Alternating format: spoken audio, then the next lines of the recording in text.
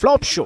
বৃহস্পতিবার কেন্দ্রীয় বাজেটকে এভাবেই কটাক্ষ করেছিলেন মুখ্যমন্ত্রী মমতা বন্দ্যোপাধ্যায়। এদিন কেন্দ্রীয় বাজেটে প্রস্তাবিত বিভিন্ন প্রকল্পকে তুলে ধরে তীব্র সমালোচনা করলেন মুখ্যমন্ত্রী মমতা বন্দ্যোপাধ্যায়। তিনি বলেন, নির্বাচনে হারের ভয়ে ঘাবড়ে গিয়েছে বিজেপি।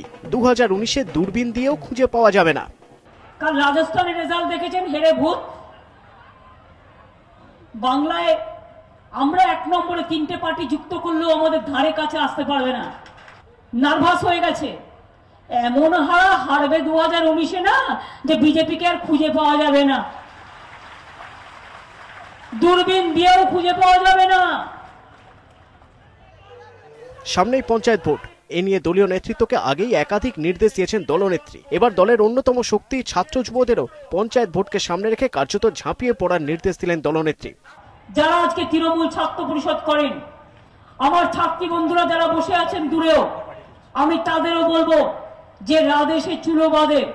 যদি কখনো সংসারও করতে হয় সংসারও করবেন, কিন্তু দলটাকে ভুলে যাবেন না, দলটাকে ছেড়ে যাবেন না, আর দলটাকে অবজ্ঞা করবেন না। আপনারা করুন, এই দলটা আপনার পরিবার। বিজেপি এখন এ রাজ্যের শাসকের পয়লা নম্বর শত্রু। ফলে পঞ্চায়েত নির্বাচনকে সামনে রেখে আদতে 2019-এর লোকসভা নির্বাচনকেই পাখির চোখ করতে চাইছেন মমতা বন্দ্যোপাধ্যায়। সেই লক্ষ্যে এখন থেকে বিজেপি বিরোধিতায় বৃহত্তর আন্দোলন গড়ে তুলতে চান তৃণমূল নেত্রী। Bureau report, ETV news Bangla.